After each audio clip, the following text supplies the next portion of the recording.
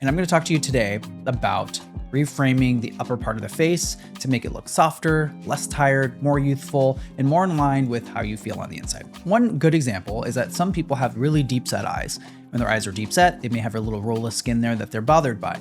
If you go hacking away that skin, they're actually going to look older.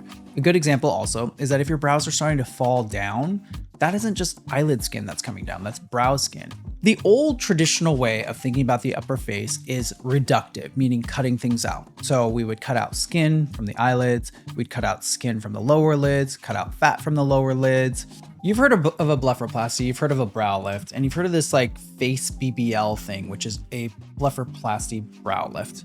I don't like that term, so I've renamed it as a reframe to the eye because I really think it requires multiple components to get the best result. I'm Dr. Prem Tripathi. I'm a facial plastic surgeon in the San Francisco Bay Area, and I'm going to talk to you today about reframing the upper part of the face to make it look softer, less tired, more youthful, and more in line with how you feel on the inside.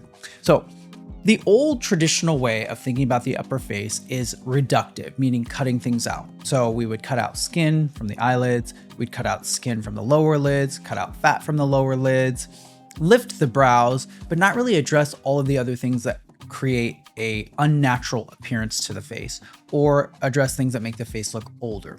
One good example is that some people have really deep set eyes. When their eyes are deep set, they may have a little roll of skin there that they're bothered by.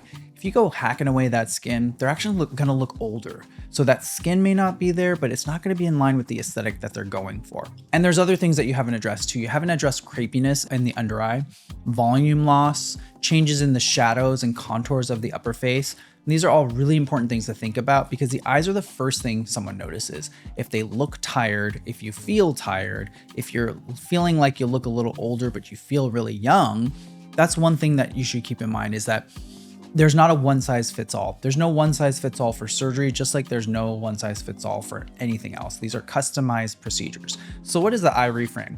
The goal of the reframe is just to reestablish what looks soft, youthful, and a lot more in line with how you feel.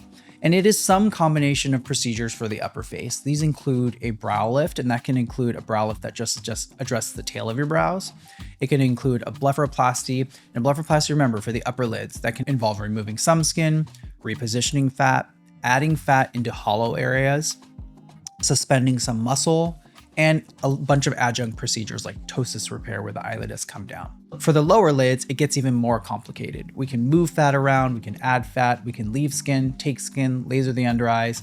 And the last, and arguably the most important, is the fat grafting or the regen graft. Adding fat around the cheeks, under the eyes, into this area here, back behind your eye, even under the brow and into the temples, really what resets how your face presents. If you look at people who have scalloped or hollow temples, the edges of their brows tend to fall off. You don't see that whole brow. When you add some of that volume back, fat is yellow, it's bright, and you start to see more of that rounded arch of their brow. So that's an important feature for reframing the upper face, which is why I don't think just a blepharoplasty cuts it for most people. A good example also is that if your brows are starting to fall down, that isn't just eyelid skin that's coming down, that's brow skin. And so without addressing the brow, you're probably going to be unhappy with your result. So who's a good candidate for this?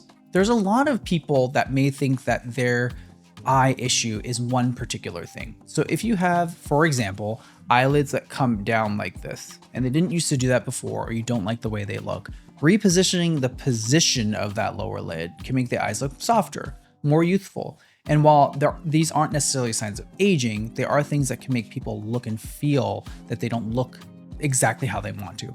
The other portion of it is if you genetically just have some hooded eyes that you don't love, or ptosis where the eyelid's coming down, you might be a candidate too.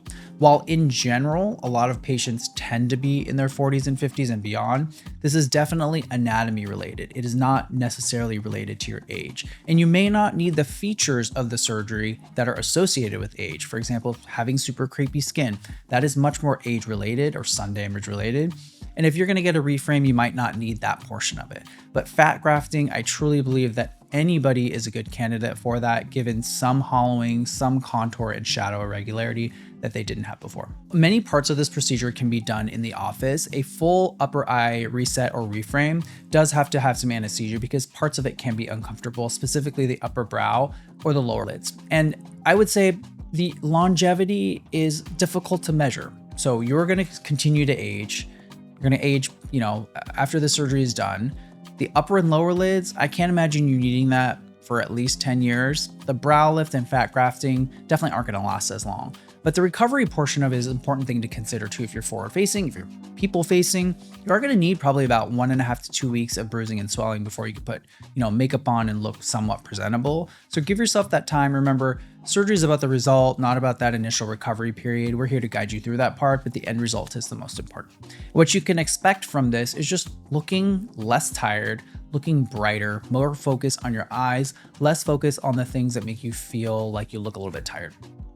So the eye reframe really is a transformative procedure. The other thing that we add in fat grafting is growth factors. These just take your result to the absolute next level, make your skin look brighter. We can laser it and make things look even better. And the best thing is that it doesn't change your eye shape, doesn't change the way you look, and just keeps that natural look for you. If you like this type of content, let me know in the comments, and I'll see you guys next time.